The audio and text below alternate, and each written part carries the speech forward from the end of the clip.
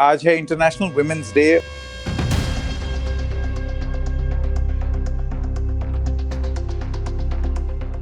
लोग सोचते हैं कि विमेन इस बात के लिए लड़ना चाहती थी कि जो अपॉइंटमेंट्स वगैरह मेल्स को मिलती हैं और हमें सॉफ्टवेयर अपॉइंटमेंट्स दे दो और मेल्स को टफ एरियाज में भेज दो, टफ लोकेशन में भेज दो। विमेन की लड़ाई ये थी कि अगर मेल्स को आप परमानेंट प्रमोशन का मौका देते हैं तो विमेन को क्यों नहीं देते?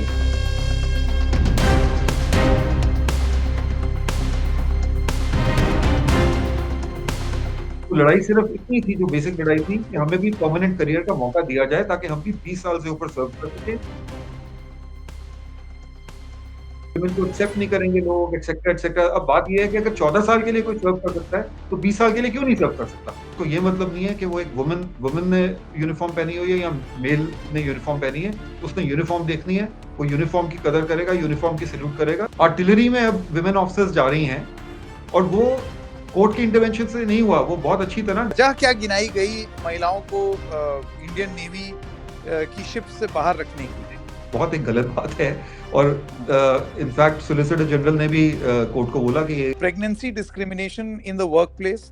For example military nursing service में even marriage used to be disqualification. शादी होगी, service will be terminated. Pregnancy was a disqualification in many aspects.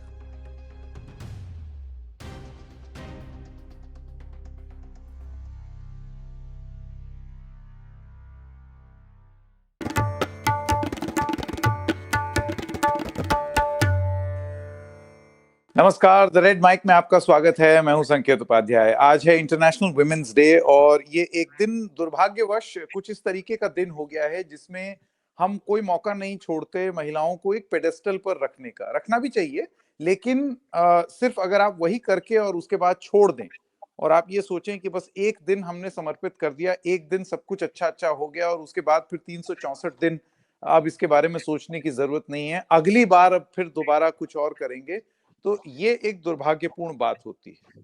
और यही इंटरनेशनल वुमेन्स डे बन करके बहुत हद तक रह गया है। ये दिन दरअसल महिलाओं का सिर्फ एक साल का नहीं, जीवन का संघर्ष संजो करके रखने के लिए काफी नहीं होता।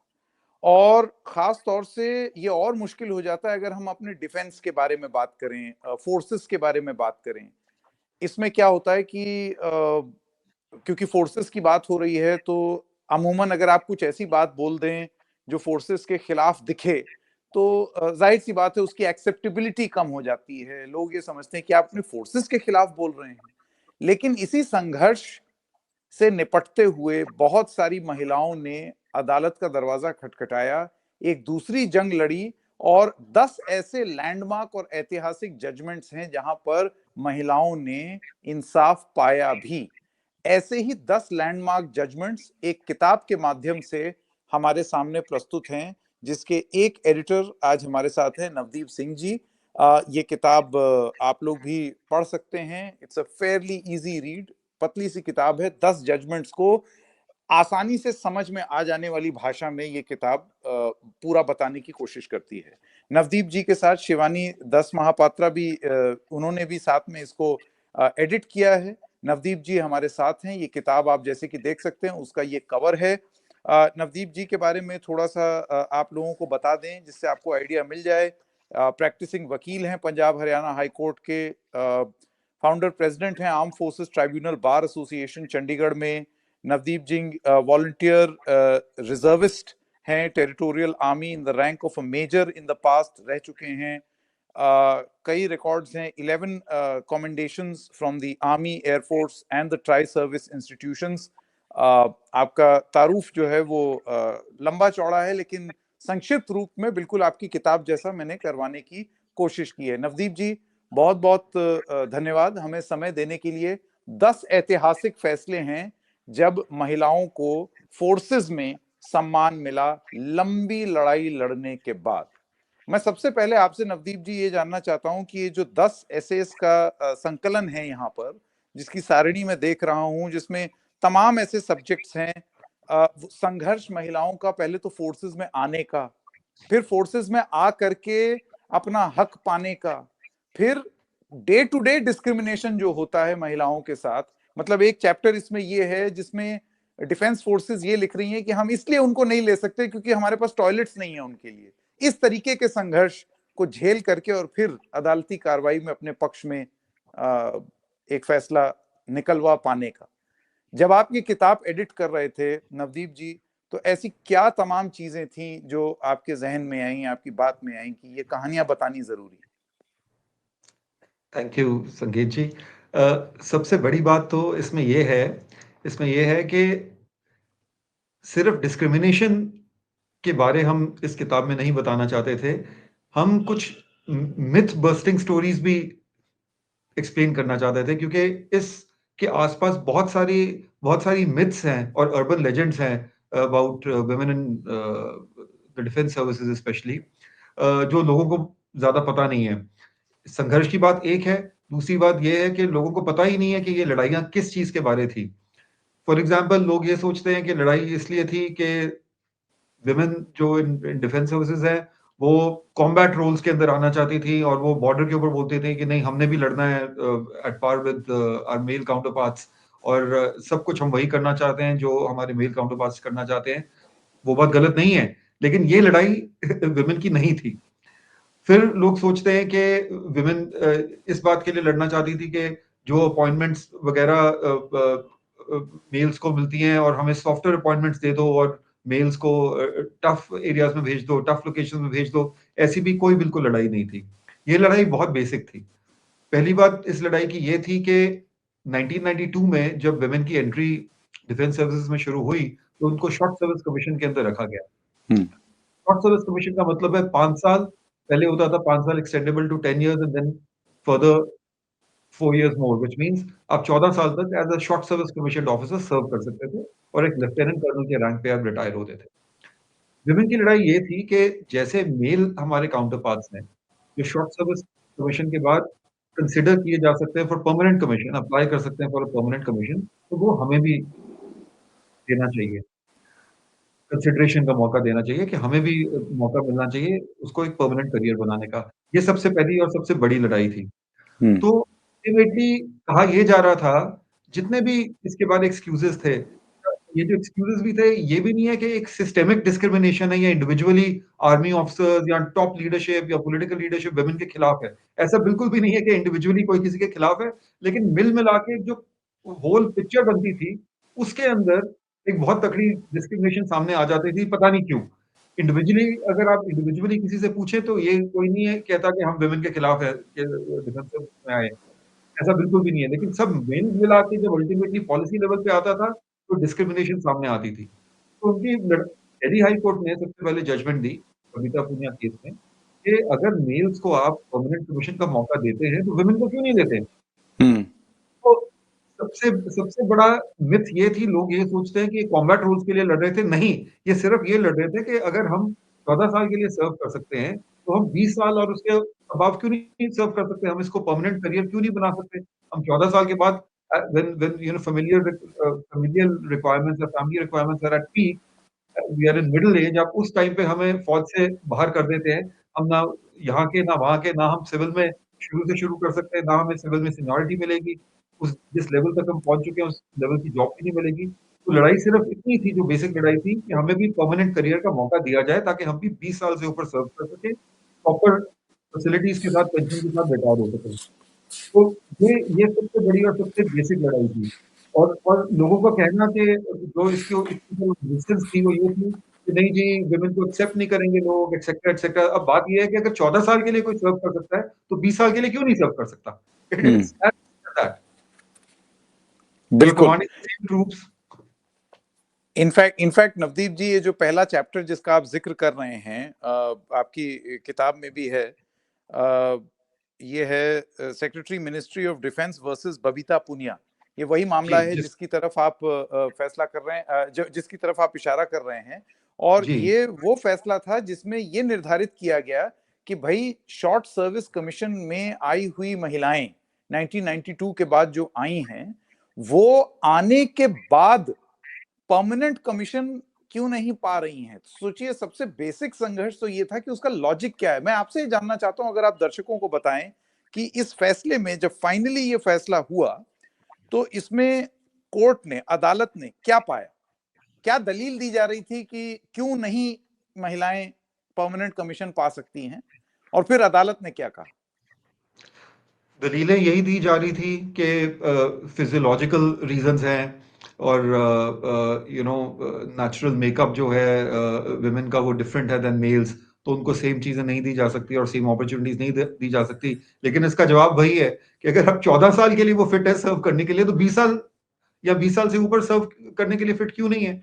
और फिर दलीलें ये दी जा रही थी, बाहर जो आप सुनते थे कि जो ट्रूप्स हैं वो एक्सेप्ट नहीं करते विमेन कमांडर्स को। ये बिल्कुल एब्सोल्युटली गलत बात है। अगेन, अगर 14 साल के लिए एक्सेप्ट कर रहे हैं तो 20 साल के बाद क्यों नहीं एक्सेप्ट करेंगे? और जो ट्रूप्स हैं, थैंकफुली आज तक कोई ऐसा मौका नहीं आया, क्योंकि जो जो एक सोल्जर है, जूनियर रैंकर है, उसने आपके मोढे के ऊपर तारे देखने हैं। उसको सिर्फ उससे मतलब है। उसको ये मतलब नहीं है कि वो एक वुमन ने यूनिफॉर्म पहनी हुई है या मेल ने यूनिफॉर्म पहनी है। उसने यूनिफॉर्म देखनी है, वो यूनिफॉर्म की कदर करेगा, यूनिफॉर्म की सैल्यूट करेगा एंड यूनिफॉर्म के जो डायरेक्शंस हैं उसको और वो कमांड्स है उसको फॉलो करेगा या करेगी। तो ऐसा कभी भी नहीं सोचा जा सकता कि ट्रूप्स जो है वो एक्सेप्ट नहीं करेंगे। ये कई अजीबो-गरीब बातें की जा सकती थी कि रूरल एरिया से ट्रूप्स आते हैं, उनके लिए बड़ा अजीब होगा वुमेन ऑफिसर्स को एक्सेप्ट करना। अरे जब वुमेन ऑफिसर सर्व कर रही हैं, 14 साल तक सर्व कर रही हैं, तो 6 साल या उससे बियॉन्ड सर्व करेंगी तो क्या फ़र्क पड़ जाएगा? बात तो वही की वही है। और आप देखें कि मिलिट्री नर्सिंग सर्विस में और आर्मी मेडिकल कोर में इतने टाइम से 1888 से सर्व कर रही हैं, कभी कोई प्रॉब्लम ही हुई? कभी भी नहीं हुई। And over here I must point out that ministry of home affairs की जो ऑर्गनाइजेशंस हैं, they have been much more accepting of women. I mean, women in lower ranks are also serving, in a full-fledged manner in the BSF, CRPF. They've been much more accepting, and ये issues वहाँ कभी ये point of discussion ही नहीं है।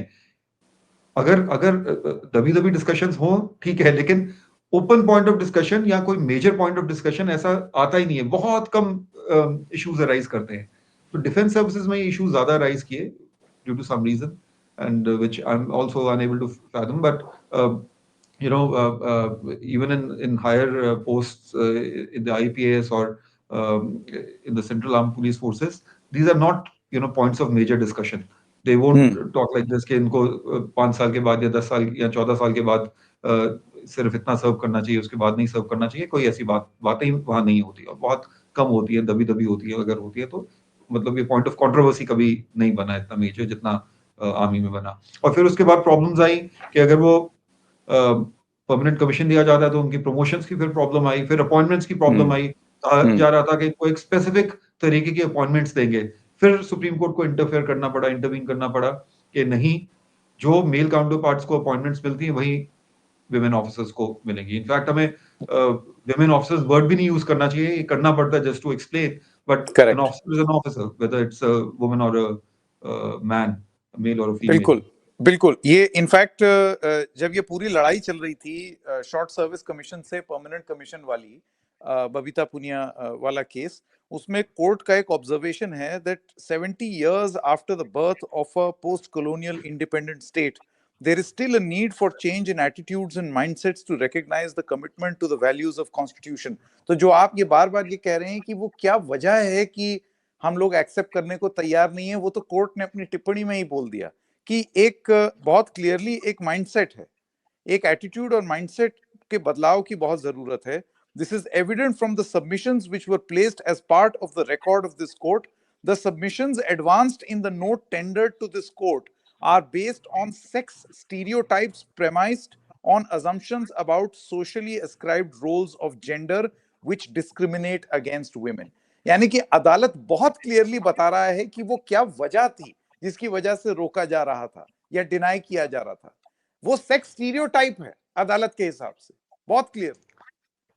वही बात है। कभी-कभी मैं सोचता हूँ और कहता भी हूँ, और हमने अपनी बुक की इंट्रोडक्शन में भी लिखा है कि ये सारी जो बातें हैं, ये जुडिशियल इंटरवेंशन की जगह अंदर से खुद आनी चाहिए। These should organically eminent from within the personalities who are serving in the forces or who are involved in the process or who are involved in the policy making.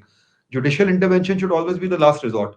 और उसके बाद लोग ये भी सोच रहे थे कि नहीं जी, ये तो कह रहे हैं कि हमें कॉम्बैट रोल्स दो, हमें इन्फेंट्री, आर्मर्ड, आर्टिलरी में जाने दो, तो इंटरेस्टिंगली कोर्ट ने ये बोला है कि ये पॉलिसी डिसीजन है, इसमें हम इंटरफेयर नहीं करेंगे कि इन्फेंट्री, आर्टिलरी, आर्मर्ड में जाओ, प्योर कॉम्बैट आर्म्स में जाओ, लेकिन जिन आर्म्स में वो ऑलरेडी सर्व कर रही हैं as short service commission officers, उसमें राइट मिलना चाहिए परमानेंट कमीशन राइट मिलना चाहिए का। एंड अगेन इंटरेस्टिंगली आर्टिलरी में अब विमेन ऑफिसर्स जा रही हैं, और वो कोर्ट के इंटरवेंशन से नहीं हुआ, वो बहुत अच्छी तरह गवर्नमेंट ने खुद उसको डिसाइड किया। तो गवर्नमेंट भी नारी शक्ति को प्रमोट करना चाहती है, लेकिन वो जो नारी शक्ति है वो परमिएट करनी चाहिए to all, you know, all around, to all cogs of the wheel. And अंदर से ये बातें आनी चाहिए that yes, now this is the reality, we have to, you know, we have to accept this reality and we have to make our policies better, assimilate them better, so that, you know, we become a better fighting machine, I mean, all together. बिल्कुल। अब जैसे एक दूसरा case जो कि पहले तो permanent commission पाना ये एक संघर्ष था, तो वो आपका बायस और सेक्स स्टीरियोटाइप वाली बात तो अदालत ने कर दी, लेकिन उस सॉल्यूशन से फिर कुछ और दिक्कतें निकली महिलाओं के लिए। इस वजह से मामला दोबारा अदालत में गया, जैसे कि union of India versus lieutenant commander Annie Nagaraj का मामला, और फिर उसके बाद इसमें भी एक हिस्टोरिक ऐतिहासिक जजमेंट आया, और ये उस चीज के लिए था कि महिलाएं जो परमानेंट कमीशन पा रही हैं वो परमानेंट कमीशन कैसे पाएं, उसके पाने के क्राइटेरिया को लेकर के भी लड़ाई। और ये अकेला केस नहीं है, इसमें मैं आप ही की किताब में देख सकता हूं 2-3 बार ऐसे प्रकरण हुए जिसमें उस सिलेक्शन प्रोसेस के बायस को भी अदालतों में लड़ा गया। एनी नागराजा का केस इंडियन नेवी से पर्टेन करता था, वो भी सिमिलर लड़ाई थी। दिल्ली हाई कोर्ट ने रिलीफ दिया था, आर्म फोर्सेस ट्राइब्यूनल ने भी रिलीफ दिया था, और उस रिलीफ को, उस जजमेंट को, स्पेशली दिल्ली हाई कोर्ट की जो जजमेंट थी उसको चैलेंज किया गया था सुप्रीम कोर्ट में। तो सुप्रीम कोर्ट ने अपहोल्ड किया दिल्ली हाई कोर्ट की जजमेंट को कि विमेन को भी परमानेंट कमीशन मिलना चाहिए। एंड इंटरेस्टिंगली आर्मी और नेवी की बहुत लंबी लड़ाई चली परमानेंट कमीशन के बारे, बिकॉज परमानेंट कमीशन को ही चैलेंज किया गया, you know, the government of the day ने challenge किया based on inputs from the defense services, and इतनी resistance थी कि नहीं, इनको permanent commission ना दो, लेकिन इंडियन एयरफोर्स ने उसको बड़ी अच्छी तरह से एक्सेप्ट किया, और उनके इंडियन एयरफोर्स में, जी, इंडियन एयरफोर्स में प्रॉब्लम्स बहुत कम आई। लेकिन ओवर द टाइम जब ये जजमेंट आ गई तो thankfully, you know, defence minister ने भी, प्राइम मिनिस्टर ने भी बड़ी अच्छी तरह उस जजमेंट को एक्सेप्ट किया और कहा कि हाँ, ये बहुत अच्छा हो गया, नारी शक्ति को प्रमोट करना चाहिए। एंड धीरे धीरे पॉलिसीज को स्टेबलाइज किया जाना चाहिए, हो रहा है। लेकिन फिर भी बीच बीच में छोटी मोटी प्रॉब्लम्स आती हैं, और प्रॉब्लम माइंडसेट की दोबारा आ जाती है कि कोई ऑफिसर अपना राइट्स के लिए लड़ती है और वो जजमेंट उसके हक में आती है, तो फटाफट उसको चैलेंज कर दिया जाता है। तो चैलेंज करने का कोई मतलब नहीं होता, इस चीज को अब एक्सेप्ट करना चाहिए। ये resistance towards, you know, judgments in favour of defence personnel including women officers, this has to change. ये डिफेंस एस्टैब्लिशमेंट के बाहर ये प्रॉब्लम नहीं है। Judgments are accepted, whether, you know, it is permanent commission to women, related to pensionary benefits, to welfare of defense personnel. लेकिन हमारे यहाँ बहुत ज्यादा रेजिस्टेंस होती है, कोई भी जजमेंट आती है फटाफट एक नेचुरल रिएक्शन होता है, अरे ये हम हार कैसे गए, चलो इसको चैलेंज करें। वो भी माइंडसेट चेंज करना बहुत जरूरी है। इन सारी चीजों का उससे भी लिंक है, क्योंकि एनी नागराजा की जजमेंट इतनी अच्छी थी दिल्ली हाई कोर्ट की, बबीता पूनिया की जजमेंट इतनी अच्छी थी दिल्ली हाई कोर्ट की, एयरफोर्स ने उसको एक तरीके से एक्सेप्ट किया, उसको चैलेंज करना ही नहीं चाहिए था। और मैं तो नवदीप जी, आप ही की किताब से मैं देख रहा हूं कि वजह क्या गिनाई गई महिलाओं को इंडियन नेवी की शिप से बाहर रखने की। चैप्टर 2 कहता है, the Union of India challenged judgments before the Supreme Court in 2015 primarily on ground that unlike the Army and the Air Force, the Navy has a distinctive feature that requires officers to serve on ships. यानी कि आप ये कह रहे हैं कि महिलाएं ship में नहीं जा सकती। Number 1, to fortify this objection, one of the facts pressed into service was, and this is not just in jest, that there is an absence of toilet facilities for women on board Indian Navy ships. आप मुझे ये बताइए नवदीप जी, क्या महिलाओं के लिए toilet बनाना Indian navy ships में दिक्कत है, प्रॉब्लम है? नहीं, इनफैक्ट इंडियन नेवी की लीडरशिप खुद ही बहुत वेलकमिंग है अबाउट वुमेन नाउ। तो ये ऐसे एफिडेविट्स देना कोर्ट्स के अंदर, ये बहुत एक गलत बात है। और इनफैक्ट सोलिसिटर जनरल ने भी कोर्ट को बोला कि ये एफिडेविट जो है ये ठीक नहीं है बबीता पूनिया केस में, and we'll have a relook how as to how this affidavit was filed. So very nicely the Solicitor General and even the government said that such affidavits should not have been filed. But again, it reflects what? It reflects a mindset. The person who drafted that affidavit, the person who allowed that affidavit to prevail, और ये आज की date में भी यही है। अगर आप देखेंगे कि कोई सोल्जर, विमेन और मेल कोई केस फाइल करता है किसी भी अपने राइट्स के लिए, तो एफिडेविट्स में इतनी डिस्पैरेजिंग सी और शार्प सी स्टेटमेंट्स दी जाती है, इस तरीके के आर्गुमेंट्स रेज किए जाते हैं जो अच्छी बात नहीं है। गवर्नमेंट वैसा नहीं सोचती, सीनियर लीडरशिप वैसा नहीं सोचती, लेकिन फिर भी एफिडेविट्स में just to score a win over a person in a court of law ऐसी चीजें की जाती हैं, आर्गुमेंट्स रेज किया जाता है। लेकिन नवदीप जी, इसी से जुड़ा हुआ मेरा सवाल ये, आप ये सोचिए, ये तो अदालत के एफिडेविट में आया हुआ बायस है जो दिख रहा है, और वो डॉक्यूमेंटेड है, तो आपको दिख रहा है, वो दिख गया, डॉक्यूमेंट हो गया। डेली अपने डेली जीवन में ऐसे कितने स्टीरियोटाइप से महिलाएं या विमेन ऑफिसर्स गुजर रही होंगी जो डॉक्यूमेंटेड ही नहीं। एग्जैक्टली, तो वही माइंडसेट, तो वो डॉक्यूमेंट भी एक माइंडसेट को रिफ्लेक्ट करता है। माइंडसेट चेंज करना बहुत जरूरी है। We have to be very accepting about about the both genders in the army, navy and the air force. They're here to stay, and you cannot keep out 50% of population from joining the defense services or serving in the defense services. और ये बढ़ती रहेगी जो percentage है। अब ranks के अंदर भी ज्वाइन करना शुरू किया है बड़ी अच्छी तरह, इंडियन आर्मी ने लेना शुरू किया है, एनडीए में भी विमेन हैव जॉइंड। तो धीरे धीरे माइंडसेट, इसीलिए मैं कह रहा था कि जुडिशियल इंटरवेंशन की जरूरत पड़नी ही नहीं चाहिए, ये सारे चेंजेस। और ऐसा नहीं है, अगेन ऐसा नहीं है कि people are not broad-minded.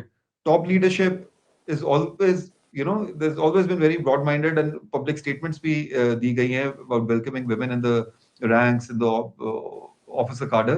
पर ये जो एक अजीब सा mindset बना हुआ है, इसको तोड़ना बहुत जरूरी है। और वो डेली कॉन्वर्सेशंस के अंदर, डेली और डे टू डे मीटिंग्स के अंदर ये बहुत जरूरी चेंज करना है। और इवन सिविलियन पॉपुलेशन के अंदर कुछ मिथ्स हैं, इसीलिए एज आई सेड कि एक मिथ बस्टर की तरह भी किताब है। For example, they used to say कि अगर एक वुमन को प्रिजनर ऑफ वॉर ले लिया तो क्या होगा। अब पहली बात, अगेन वो ये सोच रहे थे कि विमेन ये कह रही है कि हम जा रहे हैं जंग लड़ने एकदम बॉर्डर के ऊपर खड़े होके, एंड हमें बस इन्फेंट्री ज्वाइन करने दो, और अभी हम गए दुश्मन पे अटैक करने। ये लड़ाई नहीं थी, लड़ाई थी परमानेंट कमीशन की और इक्विवेलेंट अपॉइंटमेंट्स की। अगर आप प्रमोशन होते हैं तो इक्विवेलेंट, तो ये लड़ाई नहीं थी कि हमने आर्मर्ड कोर ज्वाइन करना, आर्टिलरी ज्वाइन करनी, इन्फेंट्री ज्वाइन करनी है। ये सिर्फ एक पहलू है इस बात का। दूसरा पहलू, अगर वो ज्वाइन करती भी हैं और गवर्नमेंट अलाउ करती भी है, जैसे आर्टिलरी में अलाउ किया है, तो if a woman is prepared to take that risk, we are nobody to question that. तीसरा पहलू इसका यह है कि अगर एक male counterpart prisoner of war लिया जाएगा तो वो भी उतने ही दिक्कत की बात है कि एक उसके फीमेल काउंटर पार्ट को प्रिजनर ऑफ वॉर लिया जा रहा है। A soldier is a soldier. अगर कोई प्रिजनर ऑफ वॉर गया है तो एक सोल्जर गया इंडियन आर्मी का या किसी और डिफेंस सर्विस का।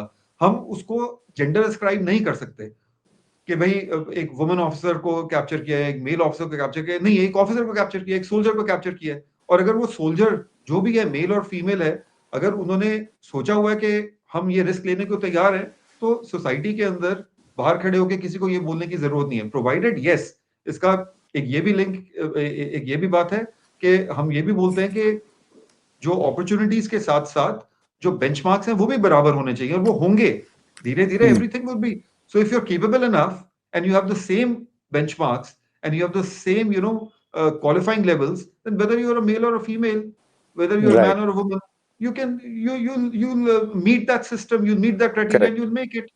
There'll be no extra leverage given to women officers. हाँ, मतलब कुछ ऐसा आपको ऐसा नहीं करना पड़ेगा कि ये हमने बड़ा नया और नायाब कुछ किया है, आप ड्यू प्रोसेस में ही अचीव कर पाएंगे। अब जैसे ये lieutenant colonel Nitisha versus union of India वाला जो केस था, ये अपने आप में विचित्र था कि भाई पहली लड़ाई में एसएससी से परमानेंट कमीशन मिलने की जंग अदालत में जीती गई, लेकिन उसके बाद अब आप इसका क्या करेंगे कि अब क्राइटेरिया कौन सेट करेगा कि आप एसएससी से परमानेंट कमीशन में कैसे आए, वो क्राइटेरिया किस तरीके से लागू की जा रही है, उसमें आप फिजिकली स्ट्रांग किस तरीके से हैं वो कौन डिटरमिन कर रहा है, आपका एसीआर रिकॉर्ड किस तरीके का है वो कैसे डिटरमिन किया जा रहा है, ये सारी चीजें भी अदालत में गई।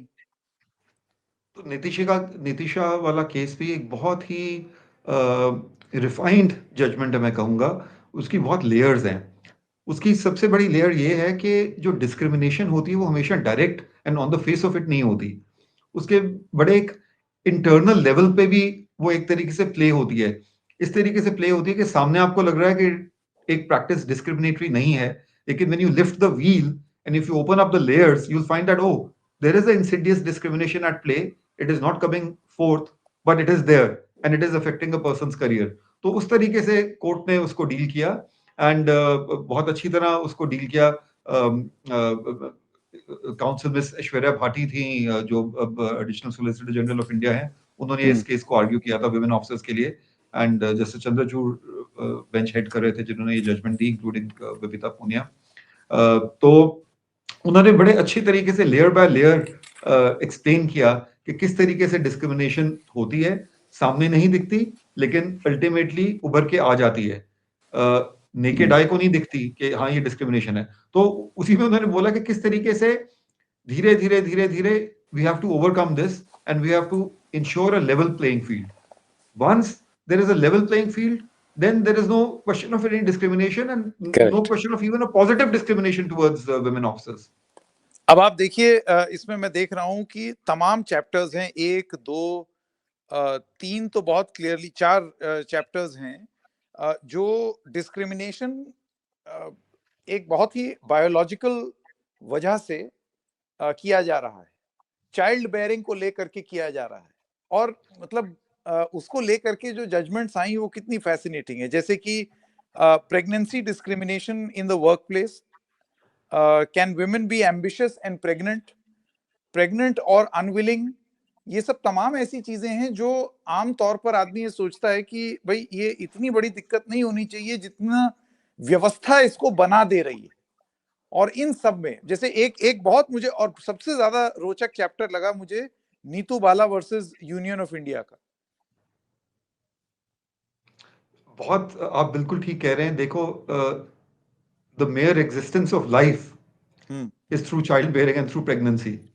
You know, whether it's a male or a female, everybody's born of a mother, and it is, you know, universal truth in a sense. And अगर आप उसी चीज के कारण, अब आप देखिए कमाल की बात यह है कि for example military nursing service में even marriage used to be a disqualification. शादी होगी, service will be terminated. Pregnancy was a disqualification in many aspects. अब नीतू बाला के केस के अंदर वो एक आर्मी मेडिकल कोर की ऑफिसर थी, सिलेक्ट हुई थी, और आर्मी मेडिकल कोर की ऑफिसर जो उनकी सिलेक्शन होती है उनको ट्रेनिंग अकेडमी में भी नहीं जाना होता। उनका ऐसा नहीं कि ट्रेनिंग अकेडमी में विगरस ट्रेनिंग है, वो सीधा अपनी अपॉइंटमेंट को ज्वाइन करती हैं और बाद में एक उनका मेडिकल ऑफिसर बेसिक कोर्स होता है, वो कुछ समय में वो अपना आराम से 2-3 महीने का वो कर सकते हैं लखनऊ में। तो नीतू बाला जब सिलेक्ट हुई और ज्वाइन करने गई अपनी अपॉइंटमेंट को, तो उन्होंने कैजुअली डिस्क्लोज कर दिया कि मैं प्रेग्नेंट हूं, और उसी बात पे उनका कैंडिडेचर कैंसिल कर दिया गया। अगर वो डिस्क्लोज ना करती तो कैंडिडेचर कैंसिल नहीं होता। अगर वो ज्वाइन करके अगले दिन प्रेग्नेंट होती तो कैंडिडेचर कैंसिल नहीं होता। तो कितनी अजीब सी और इलॉजिकल सी बातें हैं। तो फिर उन्होंने उनको बोला कि अगर आपको लगता है कि प्रेगनेंसी के साथ मैं ज्वाइन नहीं कर सकती, या अगर आपकी कोई पॉलिसी है तो ठीक है, आफ्टर चाइल्ड बर्थ में आ जाऊंगी।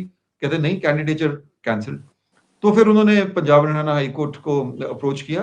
ये प्रोफेसर श्रुति बेदी ने इस चैप्टर को लिखा है। तो high court went into the nuts and bolts of the entire issue, international convention, case law, saying that pregnancy can not be a disqualification. You can not permanently just disqualify her. बात अलग होती अगर कोई training academy join करनी होती है और वो कहते हैं कि फिजिकल और फिजिकल रिगर्स के कारण मुश्किल हो सकती है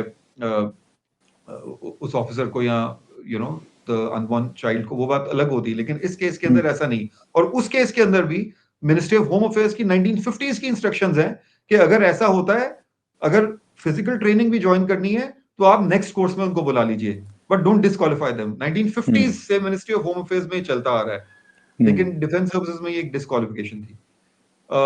सिमिलरली एक मिनिस्ट्री ऑफ होम अफेयर्स का भी एक ऐसा केस हुआ था जिसमें एक स्टाफ सिलेक्शन कमीशन में एक मोनू कुमारी जी जी वर्सेस स्टाफ सिलेक्शन कमीशन। हाँ, ये जी भी जी चैप्टर मुझे फैसिनेटिंग हाँ, इसलिए लगा क्योंकि यहाँ तो बहुत क्लियरली वो बायस एलिजिबिलिटी क्राइटेरिया के पोस्टर में ही लिख दिया गया है कि अगर उसी में प्रेग्नेंट लिख हुए दिया तो गया नहीं। था, उसी में लिख दिया गया था।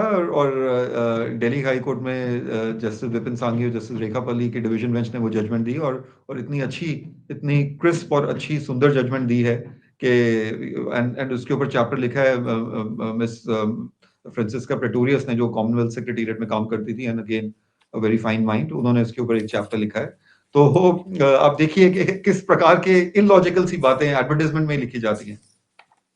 अब प्रेग्नेंट हो गए तो आपको नौकरी नहीं मिलेगी, बात खत्म। और इवन इवन अभी जो current chief justice of India है, जस्टिस संजीव खन्ना ने एक जजमेंट दी मिलिट्री नर्सिंग सर्विस के ऊपर, जिसके अंदर उन्होंने लिखा कि ऐसे आप कैसे कह सकते हो कि शादी हो जाएगी या और कोई ऐसी बातें होंगी तो नौकरी से निकाल दिया जाएगा। तो काफी अच्छी जजमेंट, काफी अच्छे वर्ड्स उसमें, अगर आप चाहते तो मैं आपको चलो किताब में है तो हाँ, बाद में वो कुछ हाँ कुछ लोगों के लिए छोड़ा भी जाए कि वो अपने आप हाँ जा हाँ करके हाँ पढ़ें। हाँ मेरा हाँ मेरा हाँ। आखिरी दो सवाल आपसे। ये पूरी किताब को एडिट करते वक्त क्या आप इस नतीजे पर पहुंचेंगे कि बदलाव जरूर आ रहा है, but the Indian defence forces are stereotypical and biased against women? ये तो अब अदालतें कह रही हैं। मैं नहीं कहूंगा कि Indian defence services are biased towards women, बिल्कुल नहीं है। लेकिन जैसे मैंने शुरू में कहा कि इंडिविजुअली आप अगर लोगों को एग्जामिन करो तो कोई बायस नहीं है। टॉप लीडरशिप से बात करो, कोई बायस नहीं है। काउंटर पार्ट से बात करो, कोई बायस नहीं है। लेकिन एक बड़े अजीब से तरीके से पॉलिसी लेवल के ऊपर, जब सिस्टेमिक तरीके के ऊपर आप देखते हैं कि सारी जब पॉलिसीज मिलके इकट्ठी आ रही हैं, तो अल्टीमेटली उसमें बायस रिफ्लेक्ट हो जाता है, वही इनडायरेक्ट डिस्क्रिमिनेशन वाली बात।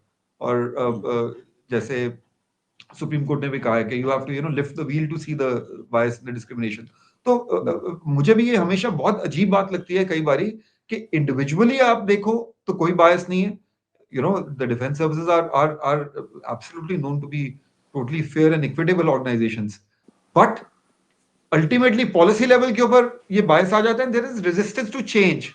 ये सबसे बड़ी बात है। वो अब एक माइंडसेट के अंदर चेंज, एंड सिर्फ इंडियन आर्मी या इंडियन नेवी की बात नहीं है ये सारी वर्ल्ड की militaries are a little inward looking. So it really takes a nudge, really takes time to change the mindsets. And in this case, that change has been brought about by a nudge by the judiciary. In fact, strong words and strong action and strong orders by the judiciary. तो ये इस question का जवाब देना बहुत कठिन है, क्योंकि individually there is no discrimination when you talk to people, when you meet people. But in a systemic matter, the discrimination comes forth. Of course, it has been controlled to a great extent now. And I do hope that in a few years' time, these won't even be talking issues. जैसे ministry of home affairs का मैंने example दिया, वहां ये controversies है ही नहीं, कोई बात ही नहीं करता। तो मुझे ये उम्मीद है कि हमें एक और ऐसी बुक ना लिखनी पड़े और ना ऐसे चैप्टर्स ऐड यही करने मेरा पड़े। आखिरी सवाल था। यही मेरा आखिरी सवाल था कि आपने 10 ऐतिहासिक फैसलों के बारे में तो एक किताब लिखी है, लेकिन आपको ऐसा लगता है कि अब इतना बदलाव आ गया है कि अब और किताब नहीं लिखनी पड़ेगी? क्योंकि क्योंकि जब पहला केस हुआ, पहला केस बबीता पुनिया वाला जब केस हुआ, तो उसमें जो जीत हुई उसके बाद ही इंसान ये मान के चल रहा था कि अब एक बहुत बड़ी जंग जीत ली गई। लेकिन उस केस के बाद और जो जो बायस थे और जो स्टीरियोटाइप्स थे वो निकलने शुरू हुए। बिल्कुल आप ठीक कह रहे हैं। मैं तो यही उम्मीद रखूंगा कि बायस और स्टीरियोटाइप्स जो हैं पॉलिसी लेवल के ऊपर ना ही हो, ना ही जुडिशियल इंटरवेंशन हो, तो वो अच्छा है। अब गवर्नमेंट काफी सेंसिटिव है इन बातों के बारे में, नारी शक्ति की भी बात की जा रही है बहुत अच्छी तरह से कुछ सालों से। तो मैं यही उम्मीद रखूंगा कि जुडिशियल इंटरवेंशन मिनिमल रहे, और मिनिमल रहनी चाहिए, सिर्फ इसमें नहीं, इतनी अच्छी पॉलिसीज और इतनी ब्रॉड बेस्ड और बैलेंस पॉलिसीज होनी चाहिए कि judicial intervention should be the last resort. It always is the last resort, but जरूरत ना ही पड़े तो अच्छा है। और मिलिट्री को और डिफेंस सर्विसेज में जो पॉलिसी लेवल पे डील करते हैं ऑफिसर्स, उनको ओपन माइंड्स रखने चाहिए। सेल्फ डिस्ट्रक्टिव भी नहीं होना चाहिए। ये भी कई बार हम सोचते हैं कि अपना ही नुकसान कर दिया जाता है, पॉलिसीज इस तरीके से बनाई जाती हैं। तो जो इनवर्ड लुकिंग अप्रोच है वो बिल्कुल नहीं रखनी चाहिए, ब्रॉड माइंडेड अप्रोच रखनी चाहिए। बेस्ट प्रैक्टिसेस एक दूसरी सर्विस से, सिविल सर्विसेज से, फॉरेन आर्मी से पिकअप करनी चाहिए, और धीरे धीरे we should ensure that there is a balance. The policies have to be well rounded. Ultimately we also feel that they should, कोई किसी भी तरफ बायस नहीं जाना चाहिए। ये भी नहीं है कि कोई हम बोलें कि एक्स्ट्रा फैसिलिटीज वुमेन को दे दो, या जिस तरीके से कहा जाता है कभी कभी सिर्फ शो पीसेस की तरह, very bad word to use, but showpieces की तरह ट्रीट किया जाता है कि परेड के अंदर सामने कर दो लेकिन पॉलिसी खराब हो। तो इन चीजों को भी अवॉइड करना चाहिए। women and men, males and females, irrespective of gender, should be at par. They should be viewed at par. They should have the same, almost the same benchmarks, except where it is not humanly possible, or where nature dictates otherwise. But otherwise, they should be humanly at, the benchmarks should be practically at par, and they should be viewed with the same prism and not in a different light. बिल्कुल। नवदीप जी, बहुत बहुत बधाई कि आप ये किताब सब लोगों के सामने लेकर के आए, आप और शिवानी जी। बहुत अच्छा रहता अगर उनसे भी बात हो पाती, उनका भी पर्सपेक्टिव जान पाते, लेकिन इंटरेस्टिंग रहा, और हम उम्मीद करते हैं आप और चीजों पर जरूर किताबें लिखें, लेकिन कम से कम इस पर ना लिखें। इस पर ना लिखना पड़े तो ना गनीमत लिखना रहेगा, पड़े तो बेहतर अच्छा ही रहेगा। रहेगा, हम भी यही उम्मीद बिल्कुल करते हैं। बिल्कुल। बहुत बहुत धन्यवाद नवदीप जी हमारे साथ जुड़ने के लिए। Thank thank you you very Sanket, much. Thank you so much, thank you.